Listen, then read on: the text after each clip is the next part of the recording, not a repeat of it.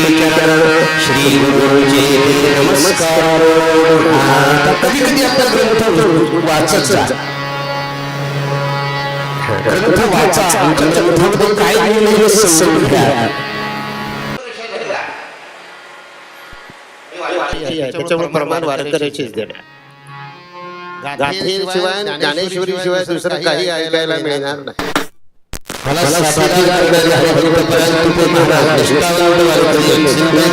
Harmonium वाजवतात, गायन करणारे सारंग महाराज दिवाण हे उत्कृष्ट गायक आहेत, ताळाची साथ करतात. तबल्यावर तौर महाराज आहेत, तेही सुश्रुत वारकरी आहेत आणि छान साथ करतात. आमच्या कथेमध्ये काय ऐकायला मिळेल? गाथा ऐकायला मिळेल, ज्ञानेश्वरी ऐकायला मिळेल. माथ्यातले जे आहे ते आमच्याकडे ऐकायला मिळणार नाही. स्पष्ट वक्ता सुखी भाऊ 1400 वर्ष जगला, पत्र लिहायला बसले. ज्यांच्याकडे सगळ्या सिद्धी पाणी भरत होत्या चांगले, शिष्यांनी सांगितलं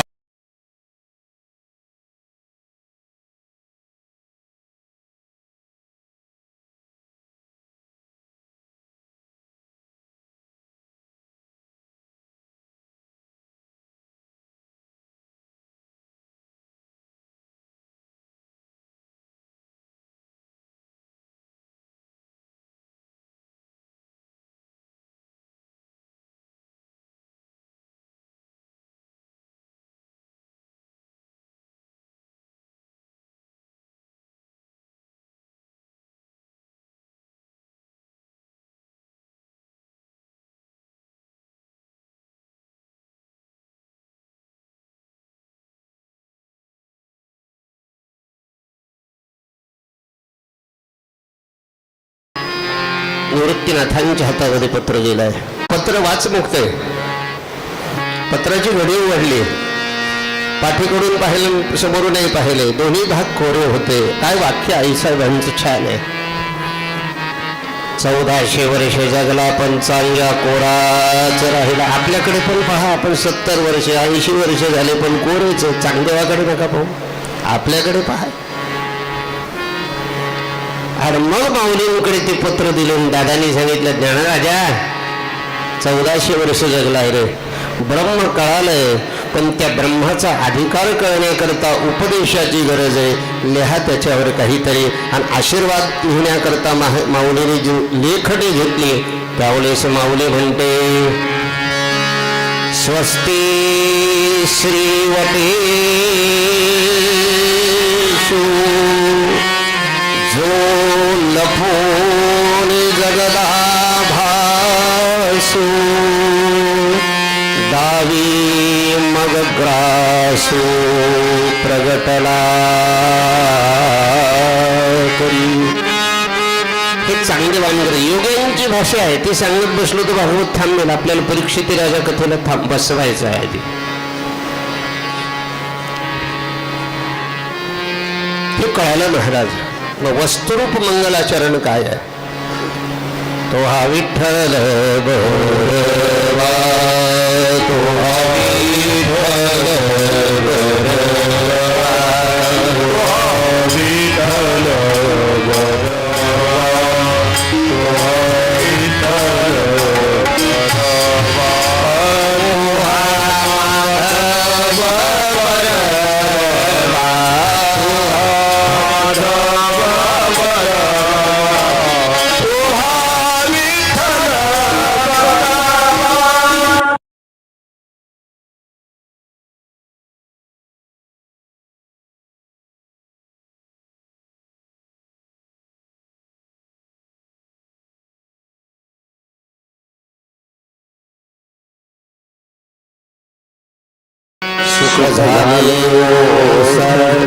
नमस्कार केले महाराज.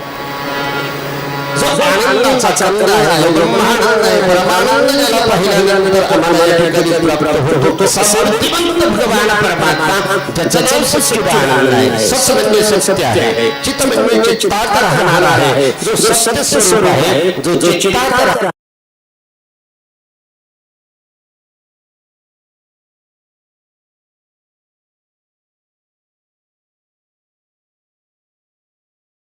असा भगवान परमात्मा. महाराज आनंद आत आहे का बाहेर आहे? खरा आनंद आत आहे, आपण रमलोय बाहेरच्या आनंदात. माऊली ज्ञानेश्वरीमध्ये एक छान ओळी लिहिते, बेडूक आणि कमळ पाण्यातलंच आहे. बेडूक आणि कमळ का कमळ कंदुकाची कोहरी. पूर्वी सांगत बसत नाही, पुढे चालायचं मला. बेडूक आणि कमळ पाण्यात आहे, पण पाण्यामधलं कमळ बाहेर या ठिकाणी पुष्परूपाने विलसत. बेडकाला वाटतं तो चिखल म्हणजे माझं ब्रह्म आहे. कमळ बाहेर येतं, उमलतं. उमलत्या बरोबर त्या कमळातला परागकण खाण्याकरता लांबून येणारा भुंगा तो आनंद घेतो. पण ज्याच्या जवळ कमळ आहे अशा त्या बेडकाला त्या कमळाच्या सुवासाचा आनंद घेता येत नाही. तसं आमचं आहे, आम्हाला आनंद आतच आहे, फक्त आम्ही बाहेरचे असे दोन आनंद आहेत की ते कधीच संपत नाही. साधूंनी परमानंदाची प्राप्ती केली, गोपींनी ब्रह्मानंदाची प्राप्ती केली. कळतंय ना मी काय बोलतोय ते? बोलत चला बरं का, नाही तर मी आपलं एकटाच बडबड बडबड करायचो आणि तुम्ही सगळे शांत बसायचे. अवघड व्हायचे, कारण तुम्ही सगळे जाणते श्रोते आहात, मी आपला आभाल आहे. आणि तेजस्वी सूर्याला माझ्यासारख्या काजव्याने काय आरसा दाखवावा बरं?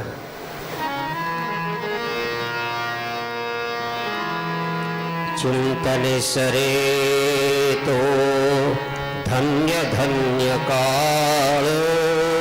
चिंतने सरे तो धन्य धन्य काळ.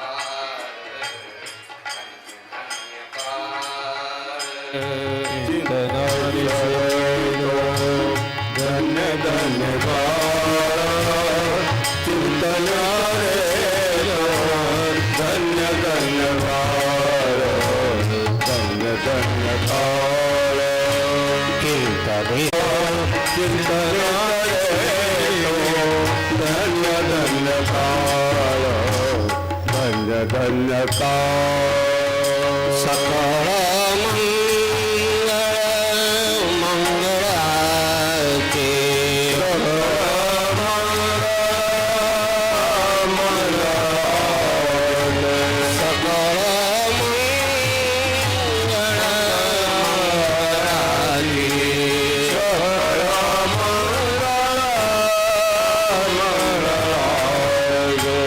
चिंतने सरे तो धन्य धन्य काळ. चिंतन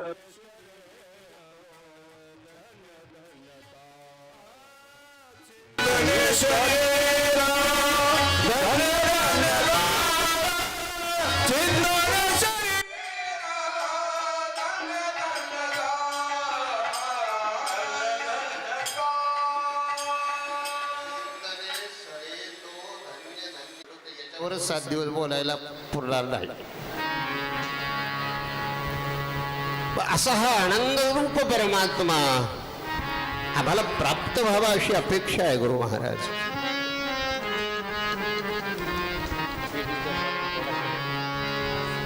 साऊंड थोडा वाढवून घ्या, म्हणजे मला स्वर ऐकू येतो. स्वर सारखा चालू द्या.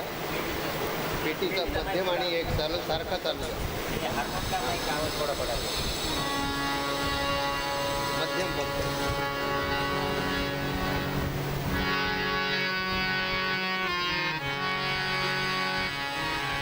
नैमिषे निमिषक्षेत्रे ऋषयश्रवणकादयः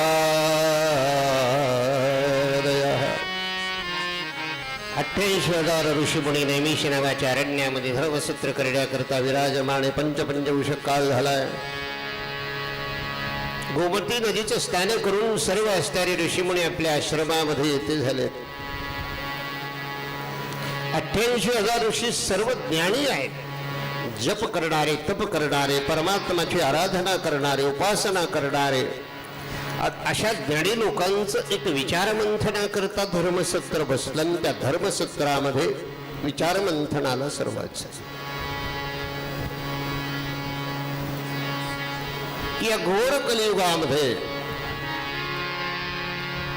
सामान्य जीवाच्या उद्धाराचा सोपा मार्ग कोणता आहे? मानवाचं कल्याण कसं होईल? मनुष्य प्राणी उद्धरून कसा जाईल?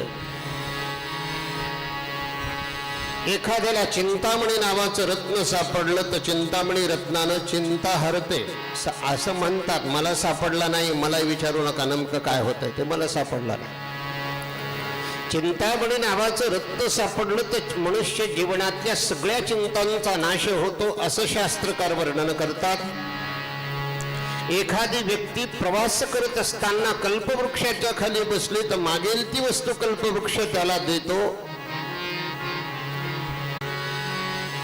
कळालं, पुढे चला.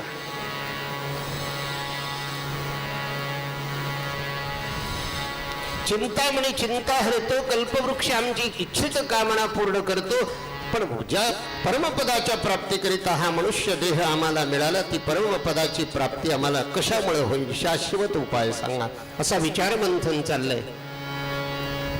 आणि मंथन करत असताना एक भाव जन्माला आला. एक प्रश्न उपस्थित झालेला होता की आपण सगळे या ठिकाणी सारख्या अधिकाराचे आहोत. आपल्यापेक्षा एखाद्याला उच्च अधिकार असेल, एखादा आपल्यापेक्षा वयस्क असेल, आपल्यापेक्षा जास्त ज्ञानी असेल, अशा एखाद्या अधिकारी माणसाने आपल्याला जर मार्ग सांगितला तर आपल्याला या ठिकाणी त्याच्यातून सहज तरुण जाता येईल. कारण उपदेश करण्याचा अधिकार असावा लागतो, तेव्हा उपदेश केला जातो. उपदेश कुणाला करावा? ज्याला तो उपदेश आवडतो अशाला उपदेश करावा. कळालं? कारण तुमचे चेहरे बोलतात बरं का. आणि आम्हा महाराज लोकांना चेहरे फार पटपट वाचतायत. तुम्ही कथेमध्ये बसलेले असताना तुमचा चेहरा काय सांगतो? आरशात आणि चेहऱ्यात काही फरक नाही.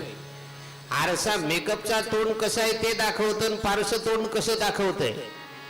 तशा कथेमध्ये बसल्यानंतर तुमच्या मनात काय चाललंय आणि तुम्ही बसलात कथेमध्ये हे आम्हाला कळतं.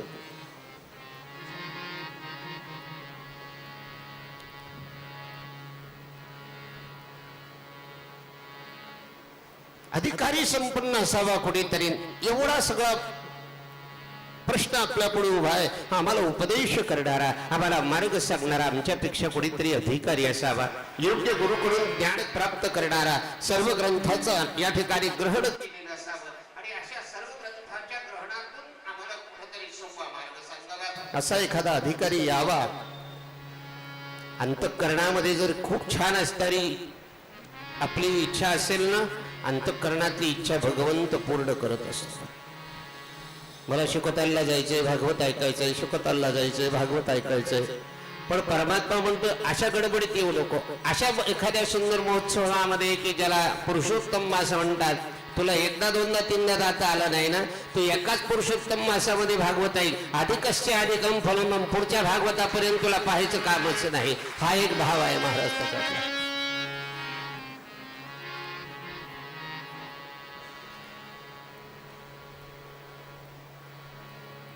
हे सर्व विचारमंथन चाललंय. तेवढ्या वेळामध्ये सूत पुराणिकाचं आगमन झाले. हे व्यासांचे पट्ट शिष्य आहे.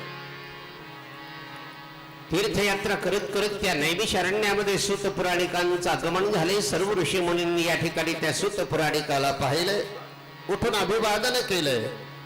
एक शिष्टाचार आहे, त्या शिष्टाचारानुसार अभिवादन केले. सूत पुराणिकाला बसण्याकरता आपल्यापेक्षा उच्च आसन दिलंय. आणि त्या आसनावर सूत पुराणिक बसल्यानंतर सर्व ऋषी मुनींनी साष्टांग नमस्कार केला. नाथ बाबा वर्णन करतात, खाली संतासी आसने पूजा करी काया वाचा मने, एका जनार्दनी जाने इच्छिले ते पुरवी. चालू संतासी आसने पूजा करी काया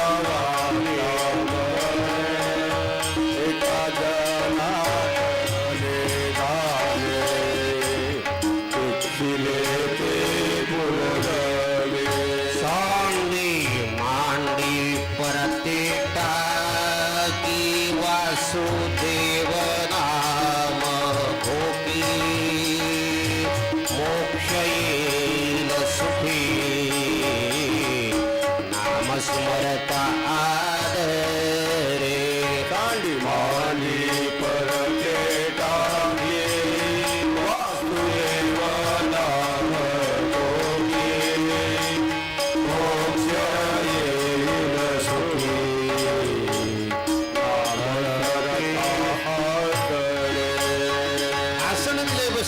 करता सांडी बांडी परती टाकी वासुदेव नाम घोकी मोक्ष येईल सुखी नाम स्मरता आदरे असं दिलंय, प्रश्न केलाय की महाराज आम्ही असं ऐकलंय.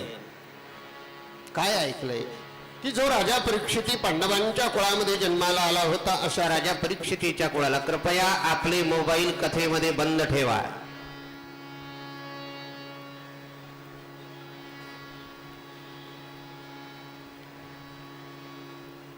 मला पण असं वाटतं माझ्याकडे मी पण कथा सांगता सांगता पाहावं असं मला मोह होतो, म्हणून माझा मोह आवारण्याकरता मी विनंती केली बरं का. माझ्या चिमणी पाखरं घरी आहेत, त्यांना मला वाटतं की बाबा कसं सांगतात ते पाहावं असं वाटतं मला.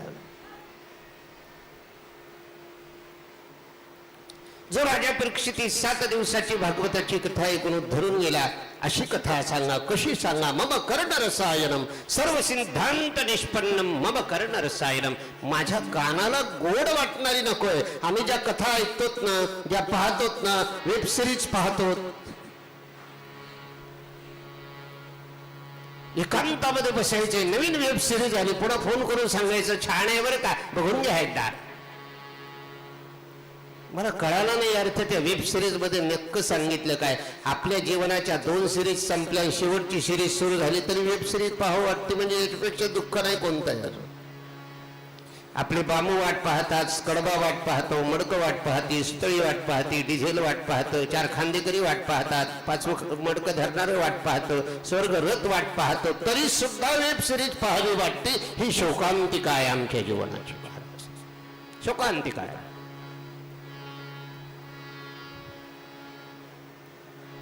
आमचं चित्त भगवंताशी जोपर्यंत एकरूप होणार नाही, आम्ही त्या भगवंताच्या जवळ जाण्याचा जोपर्यंत प्रयत्न करणार नाही, तोपर्यंत आम्ही किती नामस्मरण केलं, किती ग्रंथ ऐकले, किती तीर्थयात्रा केल्या, किती 4 धाम यात्रा केल्या, किती वाऱ्या केल्या.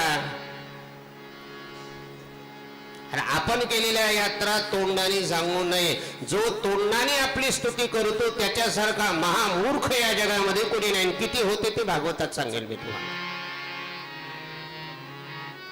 जरा दासबोध उघडून पहा. महामूर्खाचे लक्षणे सांगितले, पडत मूर्खाचे लक्षणे सांगितले. दासबोधात वाचा, जरा हे वाचा.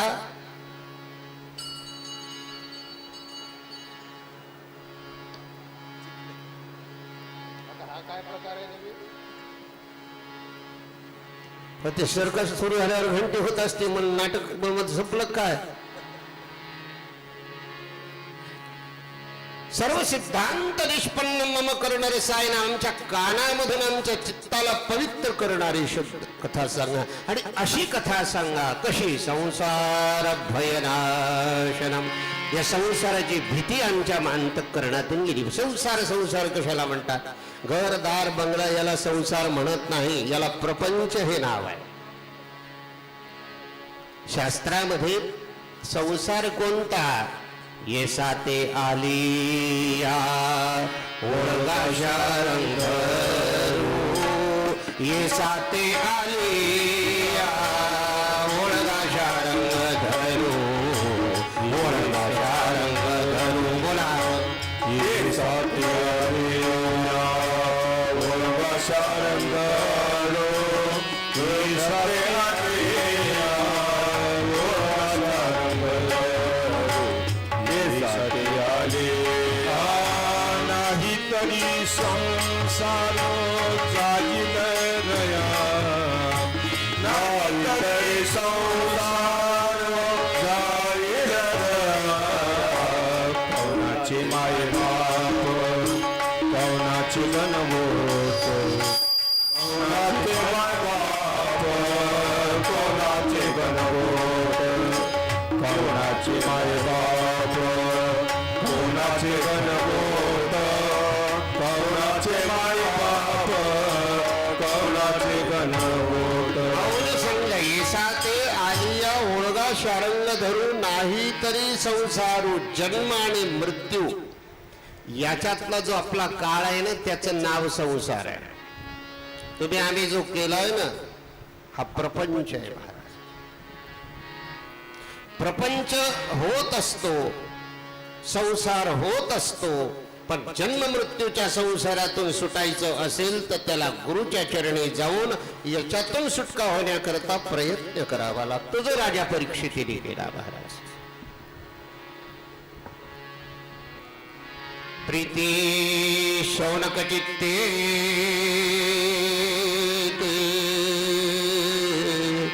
यतोच मे विचार्य सर्व सिद्धांत निष्पन्नम संसार भयनाशनम. संसाराचं भय संपवणारी कथा सांगा. आम्ही असं ऐकलं, ही कथा ऐकल्यानंतर आमच्या अंतःकरणामध्ये भक्तीचं वर्धन व्हावं, भक्ती वाढावी. भक्तो गवर्धनम यश्च कृष्ण संतोष हेतुकम तदम ते विधास्यामि सावधानतया शृणु. तुमच्या अंतःकरणामध्ये भक्ती वाढावी, भगवान कृष्ण परमात्म्याच्या चरणाविषयी तुमचा या ठिकाणी चित्त एकरूप व्हावं, अशी तुमची मानसिक जी इच्छा आहे ती पूर्ण करण्याकरता जे भागवत शास्त्र वेदव्यासाने निर्माण केले त्या भागवत शास्त्राचं मी तुम्हाला निरूपण करतो. जेव्हा राजा परीक्षितीला शुकदेव मुनी भागवताची कथा सांगत होते, वैकुंठामध्ये ही कथा नाही. सगळ्या देवादिकांनी प्रश्न केला, इंद्र आपल्याकडे कथा व्हावी, अधिक मासाचा महिना आहे, चला म्हणले एखाद्या पुराणिकाला पाहू. कळालं की मृत्यूलोकामध्ये काल जे गंगा स्नानाला गेले होते, ज्यांनी गंगा आरती केली, ती हरी की पौडी नावाची जी जागा आहे, जिथं ब्रह्मदेवानी तपश्चर्या केली त्याला ब्रह्मकुंड असं नाव आहे. जिथं आपण ज्या घाटावर उभे होतो काल आरती करायला, त्या घाटाचं नाव आहे आनंद नावाचा घाट आहे. तो यात्रेला जा, जत्रेला जाऊ नका महाराज. आम्ही जत्रेलाच जातो, यात्रेला जातच.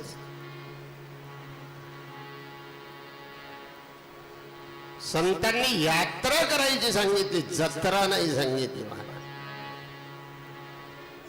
त्याचं सफिस्टिकेटेड नाव आहे पिकनिक. किती रुपयाचं पॅकेज आहे? केसरी टूर्स, चौधरी टूर्स.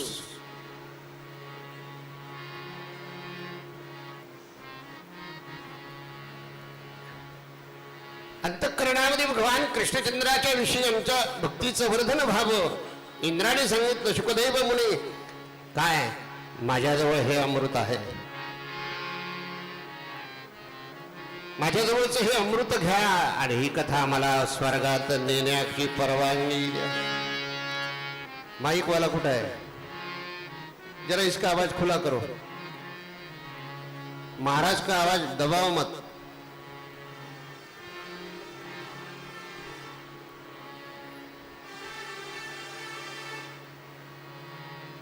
हसले शुकदेव मुनी. परीक्षित देवराजेंद्र कथेची मागणी करतोय आणि त्या कथेच्या बदल्यामध्ये त्याने अमृत देण्याचं कबूल केलं.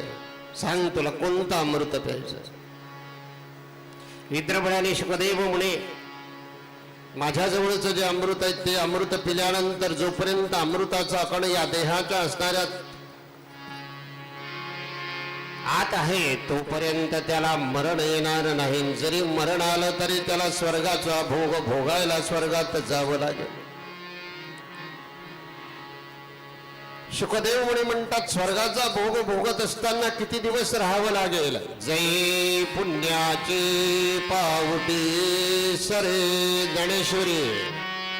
वाचा हो वाचा, इकडे तिकडे जायची गरज नाही हो.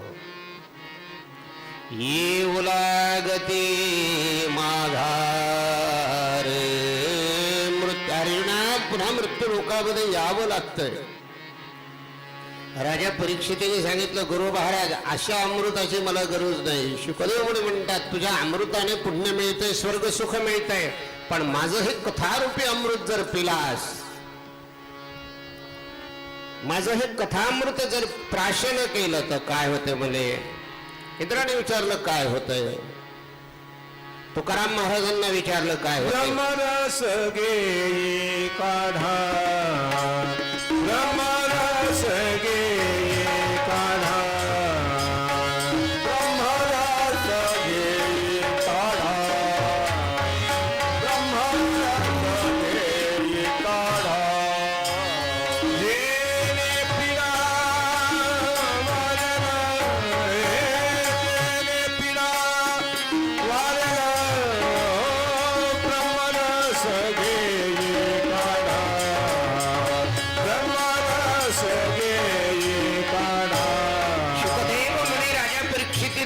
आहेत राजा, सांग कोणतं अमृत प्यायचं आहे. म्हणजे मला कथामृत द्या. का कथामृत द्यायचंय? म्हणजे जन्मना हि रे आनिक आणि तुका म्हणे माझी भात. देवराजेंद्राला वापस जावं लागलं. ब्रह्मदेवाने सुद्धा विचार केला की मी सगळे वेद मी निर्माण केले, उपनिषद मी या ठिकाणी निर्माण केले, मग माझ्या सगळ्या शास्त्रापेक्षा हे भागवताचं शास्त्र वरिष्ठ कसं आहे.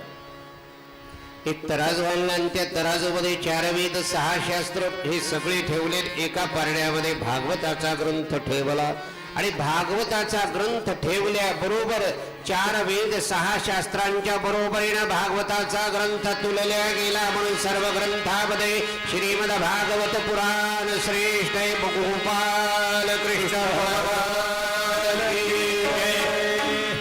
ती कथा आम्हाला सांग.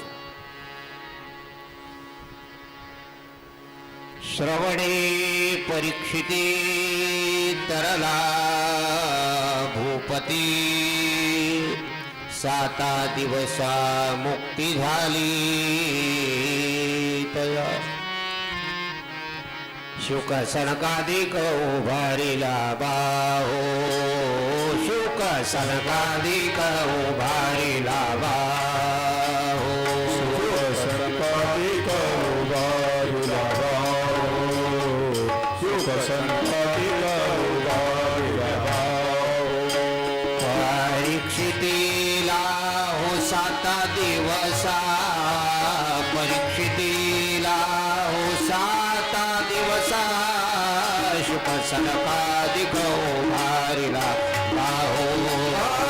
शुक संपादिक उभारिला बाहो, शुक संपादिक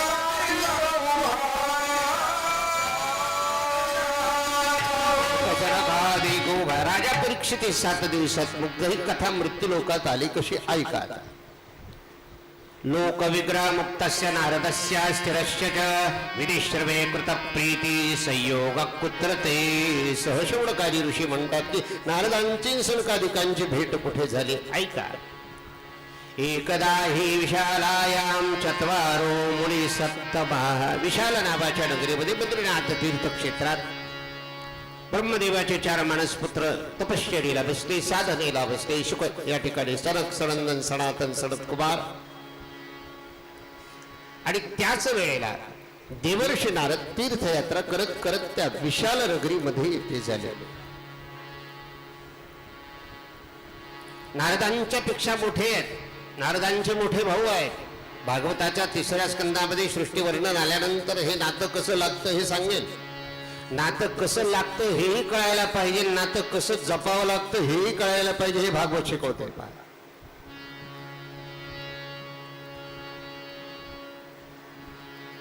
नारदांना पाहिले, त्या सनकादिकांनी प्रश्न केला. नारदा तीर्थयात्रा करत करत निघाला. कुतश्चिंता तुरो भवान.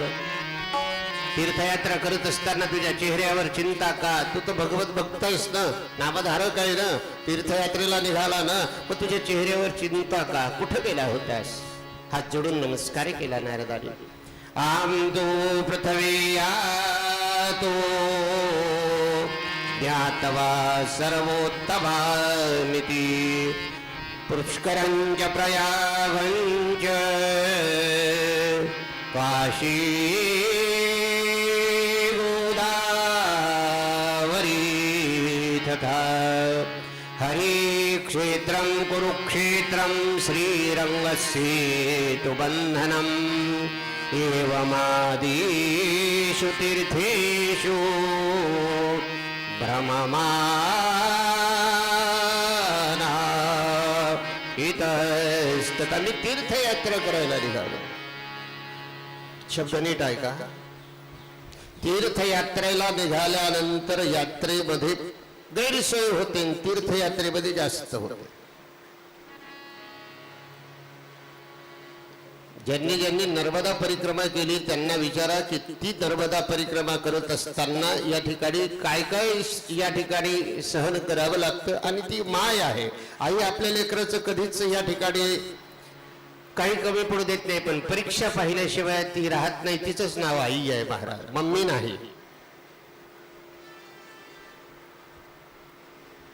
यात्रेमध्ये तीर्थयात्रेमध्ये फरक आहे. यात्रेमध्ये सर्व सोयींनी युक्त जी असते तिला यात्रा म्हणतात आणि तीर्थयात्रेमध्ये 99.9% सोय असते. 1% जर एखादी गैरसोय झाली तर यात्रेकरूने त्याची कंप्लेंट करावी, पण तीर्थयात्रेकरूने ती सहन करावी, तरच ती तीर्थयात्रा होत असते. घरात 4 पाहुणे आले तर गडबड होते. इथं तुम्ही आम्ही सगळे वेगळ्या गावचे आहेत, वेगळ्या गायच्यातले आहेत, पण इतकं तितकं असलं तर काय बिघडत नाही. किती पोट झाकणं भारीचं घ्या, किती पोट झाकणं भारीचं घ्या, पण नाव ठेवल्याशिवाय राहत नाही. कलरच चांगला नाही, पदरच असा होता. आमकच तसं होत. स्वभाव आहे महाराज, अंतरीचे धावे स्वभावे बाहेर. भागवत तुम्हाला स्वभावामध्ये बदल करण्याचं शास्त्र आहे महाराज. म्हणून भागवत ऐकत असताना आपल्या मूळ स्वभावामध्ये बदल करा, तरच तो परमात्मा तुमच्या जवळ येईल. तो भगवंत तेव्हा तुम्हाला प्राप्त होईल. इतका वेडा नाहीये तो, सहज यायला. तीर्थयात्रा करत करत महाराज मी मृत्यू लोकामध्ये ते जणू घोर कलियुगाला सुरुवात झाली होती. सत्ययुग संपले, त्रेतायुग संपले, द्वापार युग संपले, कलियुगाचा या ठिकाणी कार्यकाळ सुरू झाला होता. काय झालंय कलियुगामध्ये? पृथ्वी त्रासली आहे. शौच, पतिव्रता, पवित्रता, अंतर्भाव, मन, बहिर्मन यांचा या ठिकाणी अवमेळ झालाय. असत्यतेला प्राधान्य झालंय, कपटाला प्राधान्य झालंय. घराघरामध्ये कलहाचं वातावरण झालंय.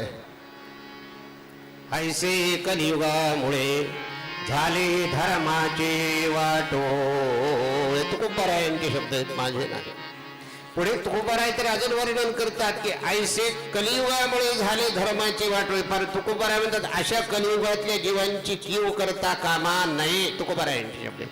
ऐसे कलियुगीचे जीव करू नये कीव, त्यांची तुकोबारायांचे शब्द आहेत. पाखंडीपणा, असत्यता, एक वरपंग भाव वेगळा आणि अंतर्मनातला भाव वेगळा. अशा परिस्थितीमध्ये मी मृत्यूलोकातल्या लोकांचं हे जीवन पाहिलंय. घराघरामध्ये काय झाले म्हणजे तरुणी प्रभुता गे हे शालको बुद्धिदायका कन्या विक्रलोभा दंपतीनांच कलकरम.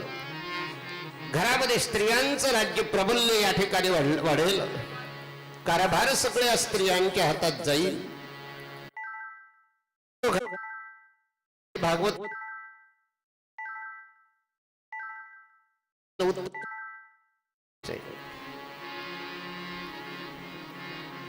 आणि घराघरामध्ये कलह वातावरण होईल. सासू तीरथ ससरा तीरथ, सासू तीरथ ससरा तीरथ, सासू तीरथ ससरा तीरथ, तीरथ साला साली है, तीरथ साला साली है. अपना तो बस एक ही तीरथ, अपना तो बस एक ही तीरथ, चारों धाम घर वाली. शाश्वती पावी है, चारों धाम घरवाली है. असे भजन म्हणले की यांना सुद्धा अवसान येतं. हे बरं असतं म्हणे महाराज. सासू तीरथ ससरा तीरथ, तीरथ साला साली है, आपणा तो बस एक. हे कलियुगातलं आहे. हे सगळं जे ऋषी नारदांनी जेव्हा पाहिलं तेव्हा नारदांच्या अंतःकरणामध्ये पाझर फुटला. का? संत दयाळू आहे, कृपाळू आहे, उदार आहे. हे सगळं पाहिलं. तिथून मी निघालो. सहज येता येता यमुनेचा घाट पाहिला आणि त्या वृंदावनामध्ये आलो. ज्या वनामध्ये प्रभू परमात्मा यदुकुळामध्ये अवताराला आला. यमुनेच्या काठावर ज्यानं आपल्या बाललीला केल्या त्या भगवंताच्या बालचरिताचं स्मरण करत करत मी त्या यमुनेचं स्नान केलंय. त्या वाळवंटामध्ये त्या भक्तिरसाचं पाळ करत असताना मी पुढे निघालो. जाता जाता जाता एका वृक्षाखाली एक खिन्न असणारी स्त्री जी तरुण होती ती बसलेली पाहिली. लांबून त्या स्त्रीला अवलोकन केलं. तिच्या मांडीवर 2 पुत्र होते. त्यांची अवस्था दयनीय होते, अचेतन अवस्थेमध्ये होते. मी त्या स्त्रीला पाहिलं, निघालो. पण त्या स्त्रीने मला लांबून पाहिलं, क्षणभर थांबण्याची विनंती केली. भो भो साधो क्षणं तिष्ठ मच्चितामपि नाशय, दर्शनं तव लोकस्य सर्वथा गहरम। महात्मा जी थोड़ा रुकिए, आपके दर्शन से मेरा भाग्य बदल जाएगा। रुकिए महात्मा जी, जरा रुके। क्षणम तिष्ठन्ति, क्षणभर थांबा। आज माझा भाग्याचा उदय तुमच्यासारख्या महात्म्याचं दर्शन झालंय। भाग्याचा उदय, भाग्याचा उदय, भाग्याचा उदय, भाग्याचा उदय, हे थोडी संत पाय, हे थोडी संत पाय, भाग्याचा उदय, उदय, भाग्याचा उदय, हे थोडी संत पाय, हे थोडी संत पाय, उदय,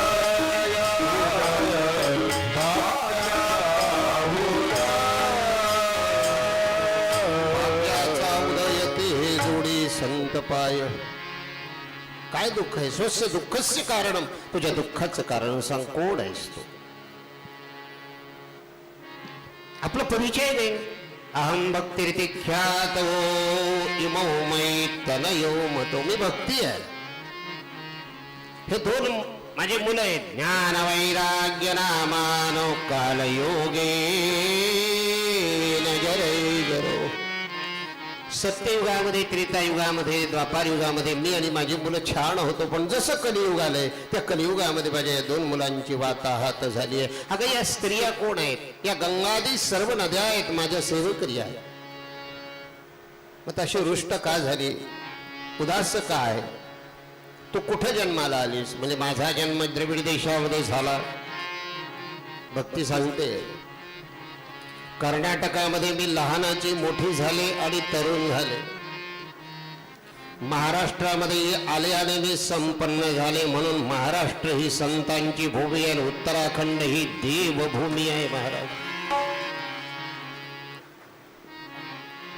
उत्तरेतला देव महाराष्ट्रातल्या संताकरिता इकडं आलेला आहे। महाराज ही देवभूमी आहे।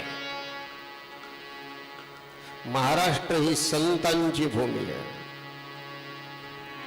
महाराष्ट्रामध्ये माझा सन्मान झाला, भक्तांनी मला अंगा खांद्यावर खेळवलं। ते खेळवत असताना माझे दोन्ही मुलं पुष्ट होते, पण जसं हे कलियुग वाढत गेलं तसं तसं मी तरुण राहिले, पण माझे दोन मुलं जरियर झाले। नारद आहे विपरीत आहे, आई तरुण आहे, तिचे दोन्ही मुलं वृद्ध आहेत, हे विपरीत आहे। आपण साधू आहात,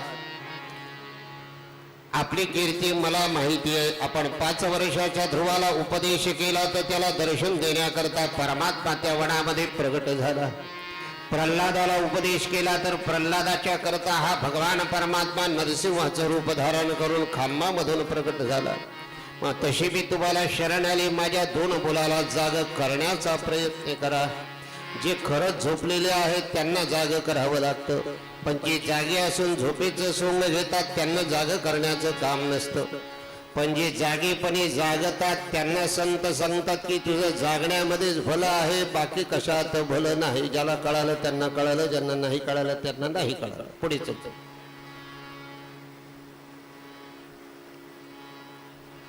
काय केलं म्हणजे माझे दोन मुलं पुष्ट होतील? नारद म्हणाले, गुरु महाराज मी डोळे बंद केले, क्षणभर विचार केला आणि त्यात भक्तीला सांगितले, हरिशंते करिष्यती। भगवंताच्या मनात जर असेल तर तुझी दोन्ही मुलं पुष्ट होतील, काहीतरी उपाय करा। मी त्या असणाऱ्या दोनही मुलांना जाग करण्याकरता, ज्ञानाला पुष्ट करण्याकरता, वैराग्याला पुष्ट करण्याकरता मी प्रयत्न केले। वेदाच्या असणाऱ्या मंत्राचा या ठिकाणी घोष केला, मुखम संयोज्य करणांते शब्दमुच्चै समुच्चरण ज्ञान प्रबुद्धताम शीघ्रम रे वैराग्य प्रबुद्धताम। माझे सगळे प्रयत्न व्यर्थ गेले आणि आकाशवाणी झाली, हे देवर्षी नारदा तुम्ही सत्कर्म करा, देवकर्म करा। नारद विचार करायला लागले, देवकर्म सत्कर्म मी आतापर्यंत तर हेच करत आलोय, नेमकं करायचंय काय?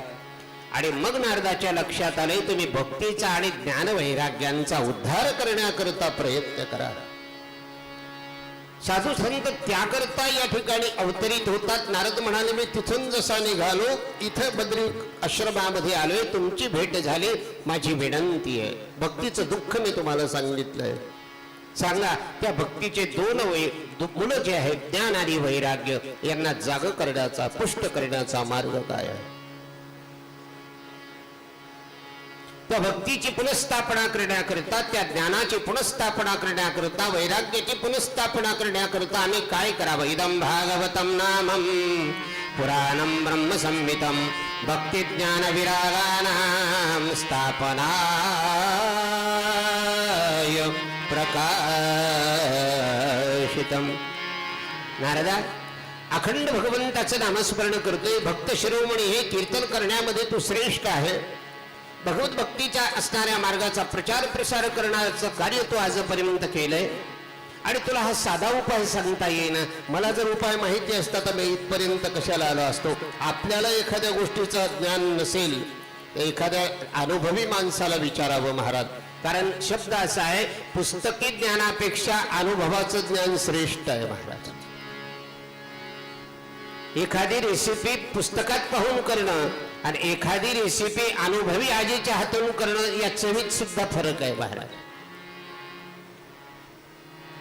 अनुभवाचं ज्ञान हे सर्वश्रेष्ठ आहे. तुम्ही ज्ञानी आहात, तत्वज्ञ आहात, साधक आहात, उपासक आहात, माझ्यापेक्षा श्रेष्ठ आहात, माझे वडील बंधू आहात, म्हणून मी तुमच्याकडे आलोय. सांगा या भक्ती ज्ञान वैराग्यांना पुष्ट करण्याचा एखादा मार्ग. हसली सनकादिकाने उत्तर दिले, श्रीमद्भागवतान मुक्ती सप्ताहं वाचनम. 7 दिवस भागवताची कथा ऐकू. नक्की? होय. पण महाराज ही कथा ऐकायची कशी? आता वास्तविक प्रश्न फार महत्वाचा आहे. भगवान विष्णूने 4 श्लोकामध्ये श्रीमद भागवत ब्रह्मदेवाला सांगितले. ते 4 श्लोकी भागवत ब्रह्मदेवाने देवर्षी नारदाला सांगितलं. ते 4 श्लोकी भागवत देवर्षी नारदाने वेदव्यासांना सांगितलं. मग ज्या वेदव्यासांना देवर्षी नारदाने चतुश्लोकी भागवत सांगितलं त्या देवर्षी नारदांना भागवताची कथा माहीत नव्हती का? खूप कथा ऐकल्या पण असे प्रश्न पडले पाहिजेत महाराज. एकही भागवताची कथा सोडली नाही पण असा प्रश्न पडला का की नारदांनी असं का केलं? जे नारद कीर्तन शिरोमणी आहेत अशा नारदांना हे माहिती होतं का? नारदांना फक्त भागवताची कथा माहिती होती, पण 7 दिवस भागवताची कथा कोणत्या नियमानं करावी हे नारदांना माहिती नव्हतं. म्हणून देवर्षी नारद त्या सनकादिकांच्याकडे आले आणि प्रश्नकर्ते झाले, ती कथा अशी सांगा की 7 दिवसामध्ये ती व्रतस्थ राहून आम्हाला श्रवण करता येईल. कुठं करणार कथा? नारदा तुला माहिती आहे, तू ही कथा सांग. नारद म्हणाले, तुम्ही माझ्यापेक्षा ज्येष्ठ आणि श्रेष्ठ आहात. असं वाटतं की तुम्ही 3-4 सुद्धा ही कथा सांगण्याकरता यावं. जा नारदा, तुझी इच्छा मान्य आहे. कुठे यायचंय? हे गंगाद्वाराच्या ठिकाणी आनंद नावाचा जो तट, तटमानंद नामकम, जिथे आपण काल आरती केली तो आनंद नावाचा घाट आहे महाराजांनी, तिथे ही कथा झाली. त्याला हरी की पैडी म्हणतात, हरी की पौडी असं म्हणतात. नारदांनी सांगितलं भक्ती ज्ञान वैराग्याला तिथं घेऊन आले आणि ही कथा होणार आहे हरिद्वार तीर्थक्षेत्रामध्ये. त्याला भागवत कथेचा घाट असं म्हणतात, त्याला आनंद घाट म्हणतात, त्याला गंगा घाट असं म्हणतात, अनेक नाव आहे. अनेक ऋषीमुनी कथा ऐकण्याकरता आले. भृगु, वशिष्ठ, चवन, मेधातिथी, देवल, देवराज, परशुराम, विश्वामित्र, मार्कंडेय, क्षत्रिय लोक आलेत, राजे लोक आलेत, राजा पराशरादी ऋषीमुनी आलेत. 28,000 ऋषीमुनी एकत्रित झाले. सगळीच्या सगळी या ठिकाणी महात्म्य मंडळी आज त्या आनंद घाटावर तुडुंब असणारी भरले. बसण्याकरता जागा नाही. तीर्थांनी विचार केला आपल्याला कथा श्रवण करता यावे, पण सगळी तीर्थ त्या गंगेच्या पात्रामध्ये या ठिकाणी एकत्रित झाली. महानद्या येत्या झाल्या, सरोवर आले, देव गंधर्व हे सगळे येथे झाले महाराज. आणि कथेला सुरुवात झाली. भक्ती ज्ञान वैराग्याने ती कथा 7 दिवसाची छान श्रवण केली. आणि भक्तीच्या अंतःकरणामध्ये जो भाव होता, तिचे 2 मुलं पुष्ट झाले. आणि दोन्ही मुलं भजन करायला लागले तर श्रीकृष्ण गोविंद हरे मुरारी नाथ नारायण वासुदेव श्री कृष्ण हरे मुरारे हे नाथ नारायण वासुदेव हे नाथ नारायण वासुदेव हे नाथ नारायण वासुदेव हे नाथ नारायण वासुदेव हे नाथ नारायण वासुदेव हे नाथ नारायण वासुदेव हे नाथ नारायण वासुदेव हे नाथ नारायण वासुदेव हे नाथ नारायण वासुदेव श्री कृष्ण गोविंद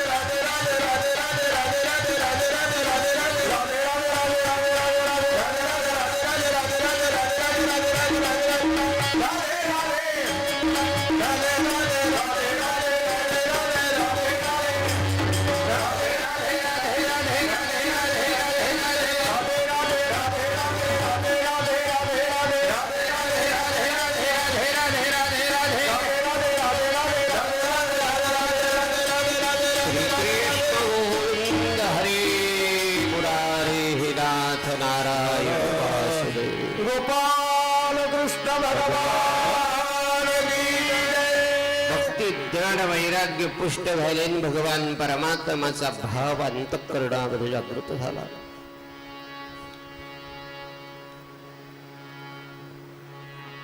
भक्तीने विचारलं नारदा आता कुठं जायचं. नारदाने सांगितलं जा आता साधू संतांच्या ज्या ठिकाणी नामस्मरणाचा भाव आहे अशा नामस्मरणाच्या तिथे जायचं. नामधारकाच्या अंतःकरणामध्ये प्रगट हो. अंतःकरणामध्ये भक्तीचा जोपर्यंत पाजर फुटत नाही तोपर्यंत ते स्वरूप प्रभूचं आम्हाला कळणार नाही. भगवंताच्या स्वरूपाचं ज्ञान केव्हा होतं. अंतःकरणामध्ये भक्तीचा मळा आमच्या या ठिकाणी फुलतो. भगवंताच्या स्वरूपाचं ज्ञान होतंय ते तत्व आम्हाला कळते. त्या खऱ्या तत्वाची ओळख झाली की बाकी दुनिया झूट आहे अशी अवस्था जेव्हा आमच्याकडे विरक्तीची येते ना ते खरं वैराग्य प्राप्त होतं. म्हणून भागवताच्या श्रवणाने भक्ती पुष्ट होते, ज्ञान बळकट होतं आणि वैराग्याकडे चित्त आकर्षित जातं. आणि पूर्ण वैराग्य झालं रे झालं की तो परमात्मा आपल्या अंतःकरणामध्ये आपल्या जवळ आल्याशिवाय राहत नाही. नारदानी भक्ती ज्ञान वैराग्याचं मानस पूर्ण केलं आणि सडकाधिक ऋषीमुनींना प्रश्न केला महाराज. मग अशी ही श्रीमद भागवताची कथा कधी ऐकावी, केव्हा ऐकावी, कुठे ऐकावी, कोणत्या नियमाने ऐकावी.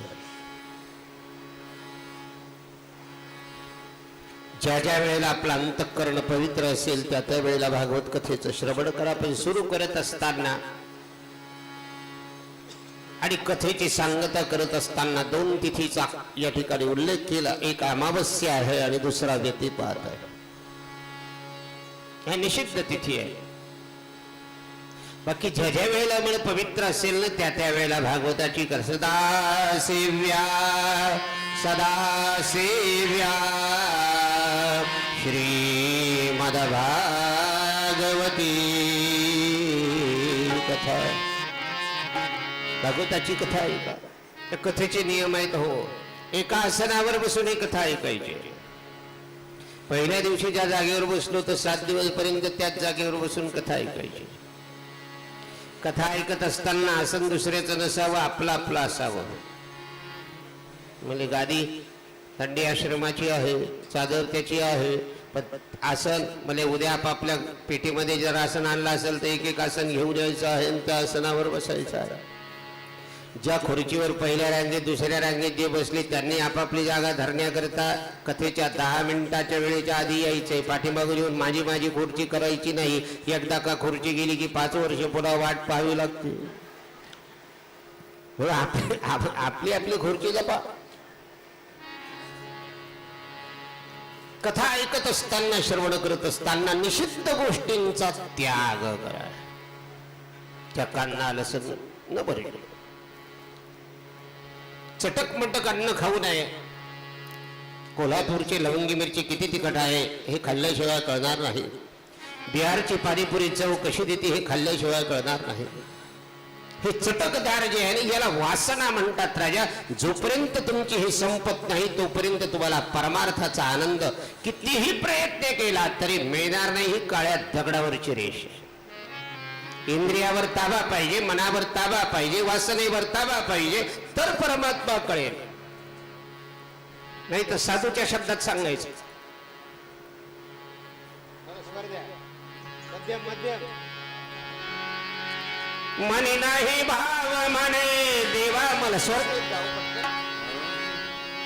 बोला. मनी नाही भाव म्हणे देवा मला पाव. मनी नाही भाव मला देवा मला पाव.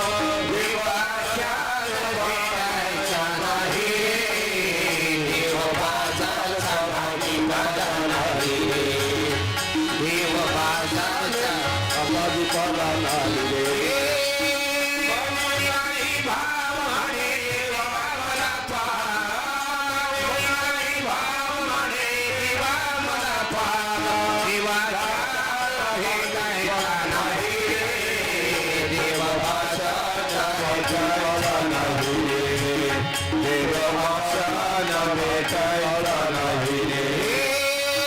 दगडाचा भेव त्याला छन्नीचा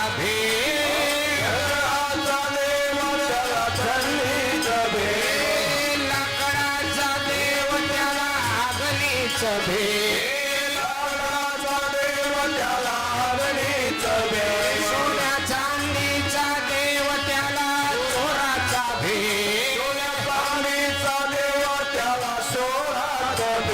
देवाशान भावायचा नाही रे, देव बाजारचा भाजीपाला नाही रे. देव आसन भावायचा नाही रे.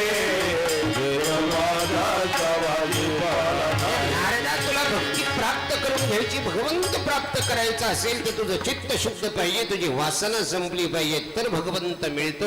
7 दिवसामध्ये आपल्या इंद्रियावर आपल्या वासनेवर ताबा ठेवून कथा ऐका. एका चित्तानं कथा ऐका. पंच ज्ञानेंद्रिय पंच कर्मेंद्रिय 11 मन एवढं भगवंताला द्या.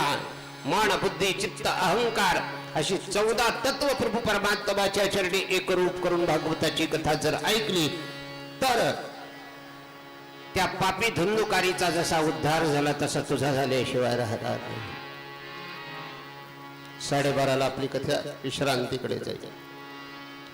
पहिल्या सत्रामध्ये महात्म्य पूर्ण करून जेवणाची सुट्टी करू. बरोबर 1:30 वाजता भजनाला सुरुवात होईल. 1:45 कथेला सुरुवात होईल.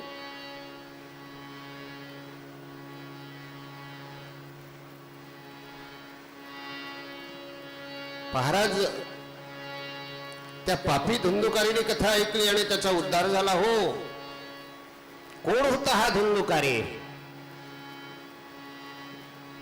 ऐकणार. तुंगभद्रात ते पूर्वभूतपन्नमनुत्तमम् यत्र वर्णास्वधर्मेण सत्यसत्कर्म तत्परः आत्मदेव पुरे तस्मिन् सर्ववेद विशारद श्रौतस्मार्तेषु निष्णातो द्वितीय इव भास्करः. भद्र म्हणजे छान, सुंदर, मंगल. 3.5 हाताचा देह म्हणजे तुंगभद्रा नदीचा तट आहे आणि त्याच्यातला तो जीवात्मा आहे, तो आत्मदेव आहे. या आत्मदेवाची पत्नी नाम धुंदुली.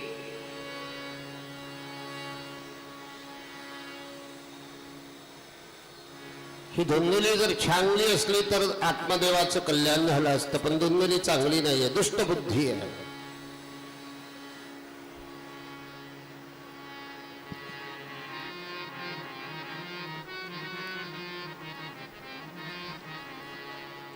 निष्ठात विद्वान ब्राह्मण आहे आणि असा विद्वान असताना धुंदुक नावाची छान भार्या या ठिकाणी प्राप्त झाली आहे, उत्तम कुळामध्ये जन्माला आलेली आहे. उत्तम कुळामध्ये जन्माला आलेली असून सुद्धा ही जरा फटकळ स्वभावाची होती. पटकन कुणालाही उपमर्द करणारी होती. कुठं आहोत, काय बोलायचंय, कसं बोलायचंय, कोणाबद्दल बोलायचंय हे कळायला पाहिजे. आम्हाला मान असलं पाहिजे. महाराज देवाना तोंड दिलंय म्हणून कोणालाही काही पटकन बोलणं अयोग्य आहे. काही काही लोकांचा स्वभाव असा असतो की माझ्यासारखं छान आणि माझ्यासारखं हुशार कोणीच नाही, शरीराला सव्वासर जगामध्ये परमात्माने निर्माण केलाय. याचे भान असलं पाहिजे, जाणीव असली पाहिजे.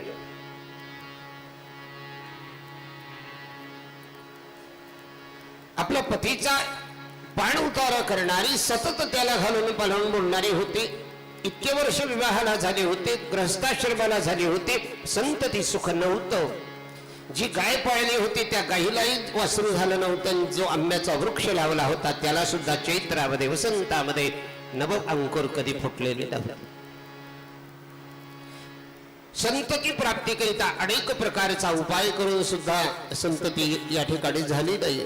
बायकोनी सतत पाडउतारा करावा, विचार केला एवढं घर छान माझं सुख समाधानाचं आहे, चांगलं घर आहे, घरादारामध्ये धनसंपदा भरपूर आहे, पण मी बाहेर इतका मला मान सन्मान असताना घरी आल्यानंतर माझा ही पत्नी पाडउतारा करते.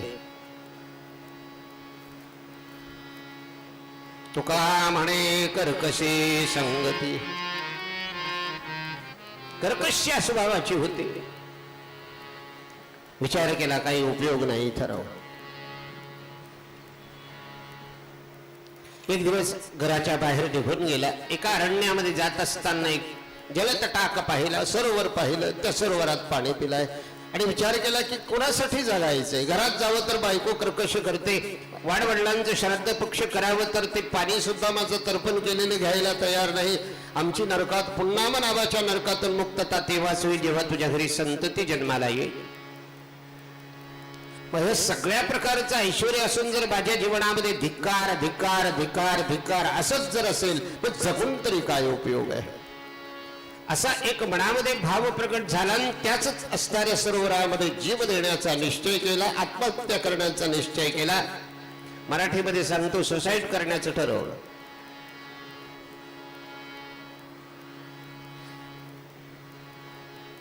आणि आता तो आपला जीव त्या असणाऱ्या पाण्यामध्ये समर्पित करणार. त्याच वेळेला एक महात्मा त्या अरण्यामधून प्रवास करत असताना जात असताना या ठिकाणी दिसला. महात्म्याची नजर या आत्मदेवाच्या देहावर पडली. विचार केला महात्म्याने, दिसायला विद्वान आहे, वेदशास्त्राचं ज्ञान आहे, आणि असं असताना ही व्यक्ती आपला जीव संपवण्याकरता या ठिकाणी उदार का झाली. कशासाठी आपलं जीवन संपवते. साधू महात्मा तिथे येते झाले. आत्मदेवाला नमस्कार केला. स्वस्य दुःखस्य कारण, तुझे दुःखाचं कारण सांग. दिग्जीवितं प्रजाहीनं दिग्रहं प्रजा विना दिग्धनं चाणपत्यस्य धिक्कुल संतती. धिक्कार आहे महाराज. ज्या राजाची प्रजा चांगली नाही त्या प्रजेचा त्या राजाचा धिक्कार होतो. ज्या घरात धन नाही त्या घराचा धिक्कार होतो. ज्याला संतती नाही त्याचा धिक्कार होतो. माझ्याकडे संपदा आहे, संपत्ती आहे, सगळं आहे, पण मला संतती नाही. माझ्या पितरांचा उद्धार होईना याकरता मी या ठिकाणी जीव द्यायला लागलोय. अरे वेडायस का तू? वेडायस? एवढे सगळे शास्त्र जाणतो, जगाला उपदेश करतो आणि तुला मुलगा नाही याकरता दुःख होतं. ही गती आजची नाहीये, ही कर्मगती आहे. संतती होणं न होणं, संतती झाली तरी चांगली होणं वाईट होणं ही सुद्धा कर्मगती आहे. मागच्या जन्मीचा व्यवहार पूर्ण करण्याकरता हे सगळे नाते संबंध आहेत.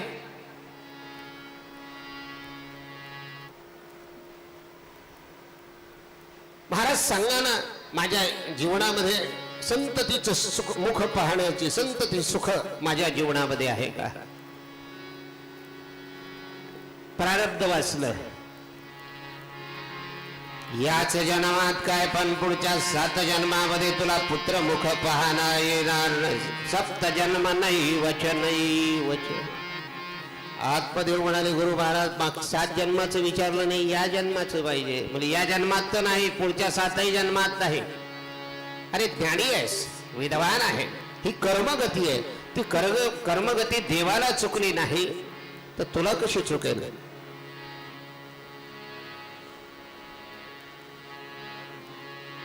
परमात्मा 56 कोटी यादवांचा प्रमुख असताना एका भिल्लाच्या बाणानं त्याला आपला अवतार कार्य संपवावं लागलं. 4 दिव्य पुत्र राजा चक्रवर्ती दशरथाच्या घरी जन्माला आले, पण अंतकाळाच्या वेळेला एकही पुत्र या ठिकाणी राजा दशरथाने, ही त्याची कर्मगती आहे. एवढा मोठा जन्मतःच ब्रह्मचारी आहे, पण कर्माच्या गतीने हनुमंतरायाच्या कमरेला सुद्धा कायमची लंगोटी लागली, ही कर्मगती आहे. ज्ञानेश्वर महाराजांचा अभंग, परियशी गवारा सादर कर्मे मनमथ झाले सगर. हे मोठे मोठे अभंग आहेत, त्याचं चिंतन करीत नाही. नैवेद्याचं ताट आणून ठेवलंय, देवाला भूक लागली तुम्हालाही भूक लागली. हा महाराज लोकांनी 2 गोष्टी पाहत जाव. एक काल्याची दहीहंडी बांधली की कीर्तनावरीत जाव, आणि नैवेद्याचं ताट आलं की आपण थांबत जाव.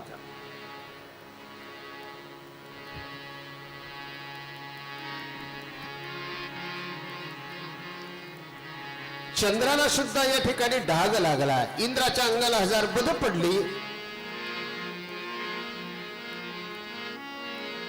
तू तर साधारण मनुष्य आहे. बरं तुला मुलगा व्हावा, मुलगा व्हावा, पण तुला मुलगा चांगलाच होईल याची गॅरंटी आहे का? ते म्हणजे चांगलं हो का कसं हो, पण आधी पोरग पाहिजे. चिंतन करत चला बरं आपल्यावर. मी आधी सूत्र सांगितलंय, आपण चिंतन करायला शिका आतापासून की काय चाललंय आपल्याकडे.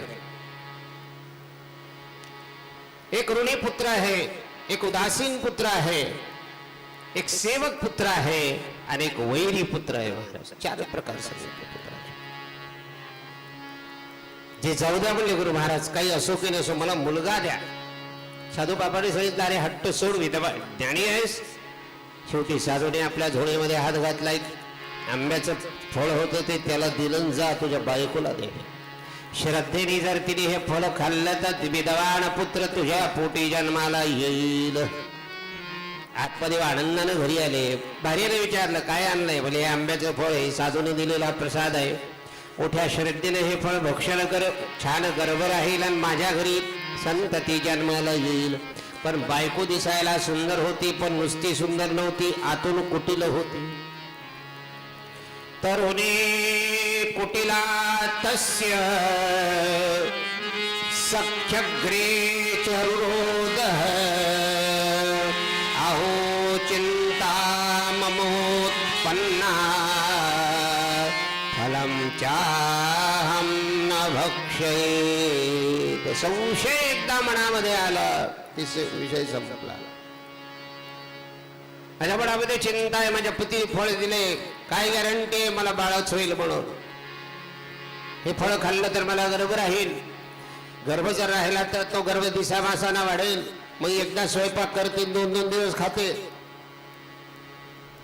मी जर हा काही काही असतात नाही, एकदा शिजवायचा, अंदाज येत नाही काही नाही, तेच 2-4 दिवस खायचे. अंदाज कळायला पाहिजे किती लागत आहे काय लागत आहे.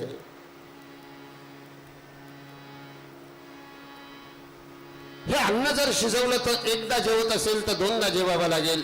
अर्ध अन्न त्या गर्भाच्या भरण पोषणामध्ये जाईल आणि त्याहीपेक्षा माझ्या देहाचा आकार विचित्र दिसेल, त्याहीपेक्षा ती बाळंतपणाची वेदना मला सहन होणार नाही. यापेक्षा मी निपुत्रिक राहिलेली चांगली. सख्यांनी समजून सांगितलं असं करू नको, आत्मदेवाने सांगितलं सख्या असं करू नको. शेवटी जर चांगले सल्ला देणारे ऐकत नसलं की लांब निघून जात असतात, वाईट सल्ला देणारे चिटकून राहत असतात. अशापासून सावध राहावं माणसं. चांगला 1-2दा सांगून पाहतो, ऐकत नाही म्हणल्यावर तर नको. ऐशी संगती नको रे देवा. पण गावामध्ये बहीण राहत होती. एक दिवस बहीण ताईला भेटण्याकरता आणि बहीण सुद्धा गरोदर होती.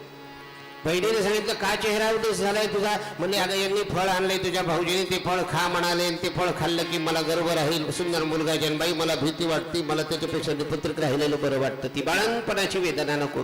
बहिणीचा डोळा धनावर होता. बहीण म्हणजे एक काम कर, काय मला 4 झाले, 5व्यांदा मी गरोदर आहे, जर मुलगा झाला तर म्हणे मला देऊन टाक. त्याच्या बदल्यात काय म्हणे लागेल तेवढं धन देईल, पण ते पोरग मला दे. दोन्ही बहिणीमध्ये करार झाला. पण ही गोष्ट आत्मदेव नावाच्या ब्राह्मणाला माहीत नव्हती. बहीण गरोदर राहिली. इडी आपल्या पोटावरती गाठोडं बांधून नाटक करण्याचा प्रयत्न केला. सगळं देवाजवळ खपत महाराज, नाटक नाही खपत. देवाजवळ सगळं खपल, पण तुम्ही कोणत्या भावाने काय कार्य करता हे त्याला कळत आहे.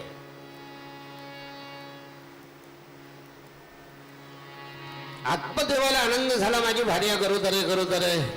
8वा संपला, 9वा झाला, बहीण बाळंतीण झाली. हिनं आपल्या पोटावरचं गाठोडं सोडलं आणि बहिणीच्या बाजेवरचं पोरग आपल्या बाजेवर घेऊन झोपली. नवऱ्याला सांगितलं मी बाळंतीण झाली, माझी सुखरूप डिलेव्हरी झाली. आत्मदेवाला आनंद झाला. हत्तीवर अंबारी ठेवली, साखरपाने घेतले, अख्ख्या गावभर वाटले. 5 दिवस झाले पण पोरग रडत थांबवत नव्हतं. आत्मदेवानं विचारलं बाळ का रडतंय?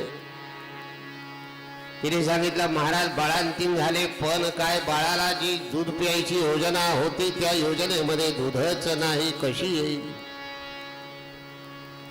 कोणी केली बाळा दुधाची उत्पत्ती? कोणी केली बाळा दुधाची उत्पत्ती?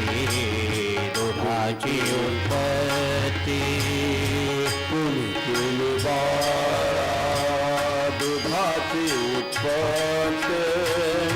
कोणी केली बाळा दुधाची उत्पत्ती? दुधाची उत्पत्ती. वाढवी श्रीपती सविदोनी. वाढवी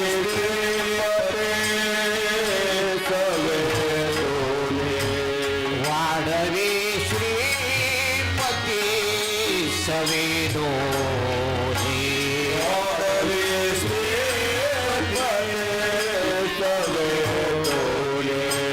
कोणी केली बाळा दुधाची उत्पत्ती? कोणी केली बाळा दुधाची उत्पत्ती? कोणी केली बाळा दुधाची उत्पत्ती? कोणी केली बाळा दुधाची उत्पत्ती? दुधाची उत्पत्ती. हा जो प्रश्न आहे ना महाराजांनी विज्ञानाला विचारला. विज्ञान सगळं तयार करेल, पण आईच्या उदरातलं जे दूध आहे, जे परमात्माने जे तयार केले ना, त्याची डेअरी सायन्सला करता येणार नाही. जेवढे विज्ञानवादी आहेत ना त्यांना सांगणं आहे की त्यांनी फक्त आईचं दूध तयार करावं, जाणारा जीवात्मा पकडून दाखवावा. अख्खे भागवतकरांनी सगळे त्यांच्या चरणावर लोटांगण घेऊ महाराज, कारण ते अशक्य आहे. एखादी दाई पाहू का ग? दाई नका पाहू पतिराज, माझी बहीण बाळंतीण झाली, तिचं लेकरू. खोटं बोलली पुन्हा. तिच्या स्तनामध्ये भरपूर दूध आहे, तिला घरात ठेवा. मेहुणी घरात ठेवली, मुलगा मोठा व्हायला लागला. कसं होईल महाराज? या बोटाची वेदना या बोटाला जशी जात नाही तसं ते त्याच्याकरता मुळातच असावं लागतं. उष्णावसानं काही कामाचं नसते. कोरडी मायान उपाशी निज गवाया.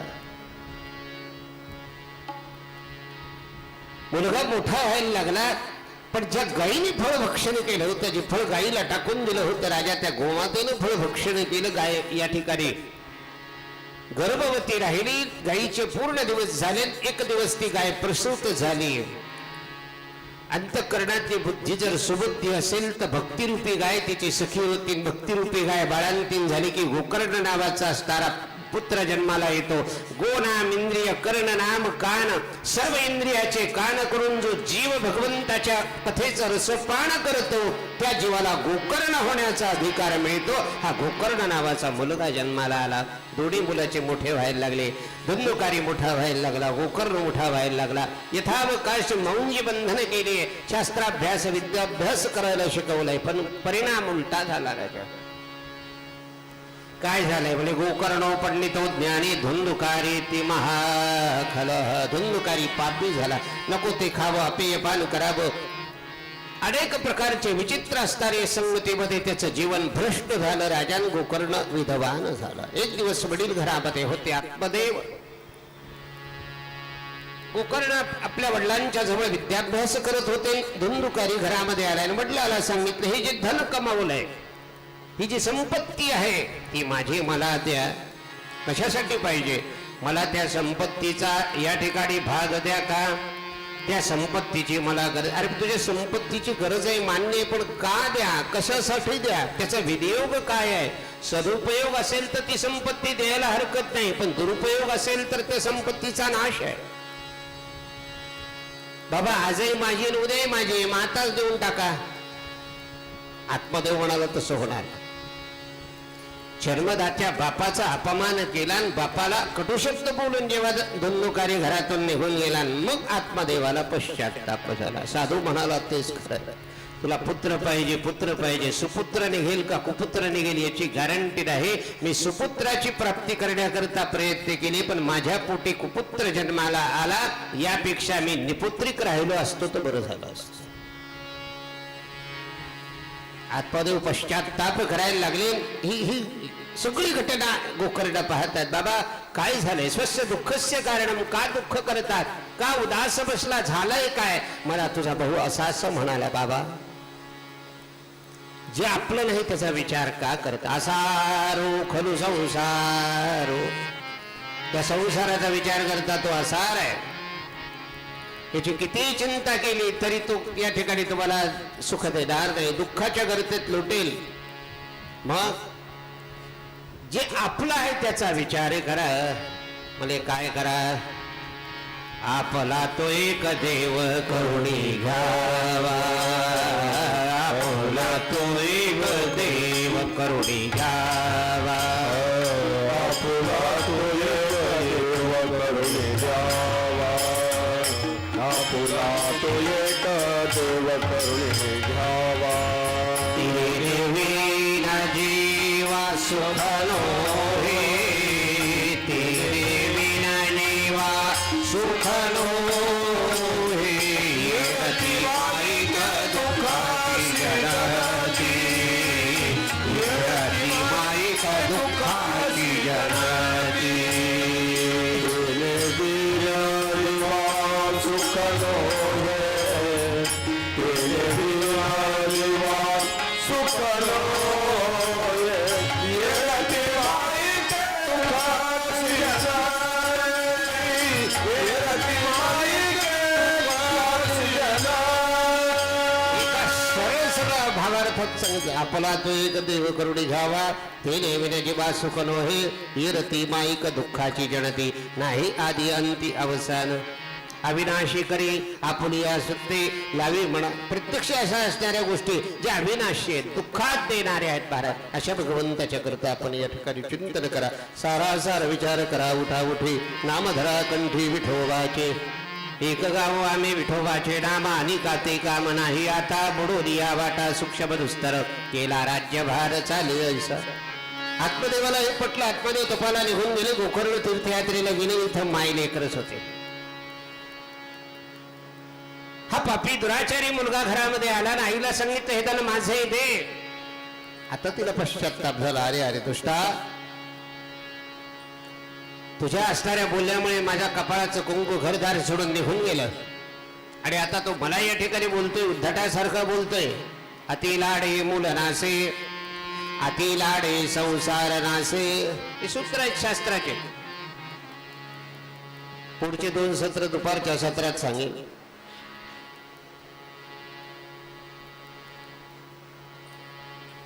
दे ते धन मला देणार नाही.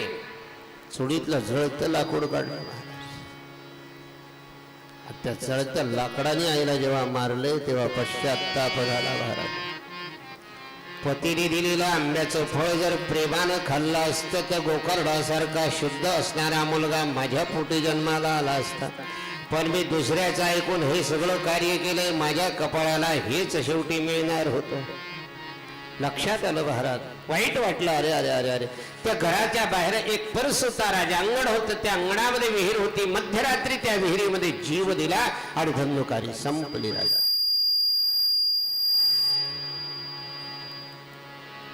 धन्नुकारी या ठिकाणी धुंदुली संपली. जशी धुंदुली संपली, एकटा धुंदुकारी उरला. आता त्याला मोकळं रान झालं होतं. 5 असणाऱ्या स्त्रियांना घेऊन तो आपल्या घरामध्ये रममाण व्हायला लागल्या. आशा, मनसा, वासना, तृष्णा, कामना या 5 आहे. कथा ऐकत असताना ती कथा लावता आली पाहिजे. काय अर्थ नाही, रूपक कशाचं आहे. लक्ष्यार्थ वेगळा असतो, शब्दार्थ वेगळा असतो. आम्हाला कोणता कळतो ते आपल्या बुद्धीवर आहे.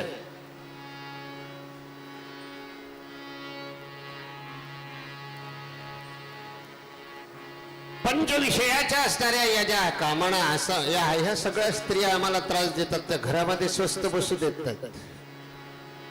धुंदुकारीच्या सख्या होत्या, त्या घरात आल्या आणि त्याने त्या धुंदुकारीचा सगळा व्यवहार पाहिला. आणि एक दिवस त्याने राजाच्या घरी चोरी केली. शिपाई त्याला धरण्याकरता धावले. आता म्हणाले याला जर कैद झाली तर आपल्याला सुद्धा जेलमध्ये जावं लागेल. त्या असणाऱ्या धुंदुकारीला पाहिले, त्याचा देह खाटेवर आडवा केला, हात पाय बांधले, नरड्याला पाश दिला राजा आणि त्याचा जीव जाण्याची वाट पाहायला लागले. पण हा काही लवकर जाईन. एकीने विचार केला हा तसा मरायचा नाही, मग काय करायचे. तप्तांगारा समूहाश्च तन्मुखे विचिक्षिपो अग्निजीवालाति दुःखेन व्याकुलो निधनम गतः. तप्त विस्तू त्याच्या मुखात टाकला. तडफड तडफड केली, हातपाय झटकले, देह शांत झाला. त्याने जेवढं कमाई केलेलं होतं त्या सगळं गाठोड्यामध्ये बांधलं. या 5 स्त्रिया जाणार. अगं म्हणले याचं काय करायचंय. ते म्हणले सोडून त्याला. त्याचं जमिनीत खड्डा केला आणि तिथं पुरून टाकले आणि निघून गेला. त्या कर्मामुळे त्याच्या देहाला पिशाच्य योनी प्राप्त झाली. ते पिशाच्य 10 दिशेला फिरायला लागलं आणि फिरता फिरता हे या ठिकाणी त्याला या ठिकाणी मुक्ती कशी मिळेल अशी चिंता लागली. ही वार्ता गया नावाच्या तीर्थक्षेत्रामध्ये या असणाऱ्या गोकर्णांना कळाली. आई गेलीये, भाऊ गेलाय, दोघांचं पिंडदान केलंय, गावामध्ये आले, त्याच घरामध्ये थांबले. मध्यरात्री हे पिशाच्य या ठिकाणी दिसलंय. कोण आहेस तू. पिशाच्य बोले ना, कवंडलूतलं पाणी जेव्हा पिशाच्यच्या देहावर टाकले. अहं भ्रातात्मदिवोऽस्मि धुंदुकारिति नामतः. माझ्या केलेल्या कर्माच्या गतीमुळे मला पिशाच्याची योनी प्राप्त झाली आहे. हे गोकर्णा, माझी प्रार्थना आहे या योनीतून मला मुक्त कर. दया उपजली की भावाचा हा सगळा देह पिशाच्य रूपामध्ये फिरतो, याची मुक्ती झाली पाहिजे म्हणून विचारलं माझ्या भावाला मुक्ती कशी मिळेल. अनेकांनी तो मार्ग माहित नाही असं उत्तर दिलंय. शेवटी सूर्यनारायणाची उपासना. जो संध्या करतो ना महाराज त्रिकाल, त्याचा अधिकार सूर्यावर सुद्धा होतो. इतकं त्रिकाल संध्या करण्याचं फळ आहे. महाराज एकदा सुद्धा करायला वेळ नाही, काय करायचंय संध्या करून. औषध सोपं आहे महाराज. 3च पळ्या पाणी आहे, 3च वेळा अर्घ्य आहे, पण इतका कामाचा आहे तो. फक्त आम्ही ते करीत नाही म्हणून आम्हाला त्याची कल्पना नाही.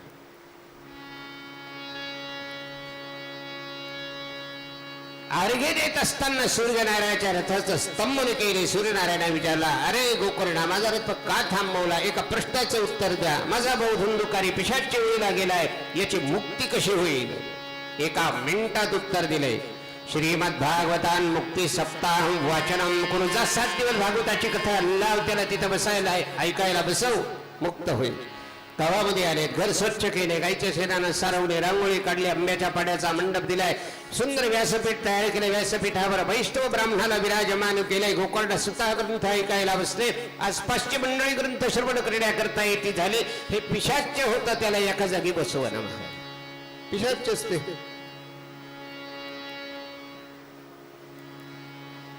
काय केलं म्हणजे हा एका जागी बसेल. 7 गाठीचा वेळू आणला आणि सांगितले याच्याच स्थानापन्न व्हा. पिशाच्य त्याच्यात बसले, कथेला सर्वांचं.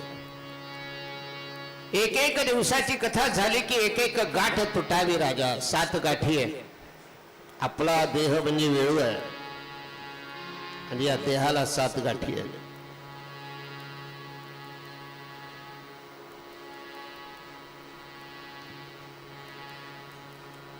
सातव्या दिवशीची कथा झाली. कडाड आवाज झाला. एवं सप्तदिनश्चैव सप्तग्रंथी विभेदन. कडाड आवाज झाला. वेळू मोडला महाराजांनी. त्याच्यातून दिव्य देहाचा धुंदुकारी प्रकट झाला. तुलसीदाम मंडिता. सुंदर पितांबर नेसलाय, आभूषण आहे.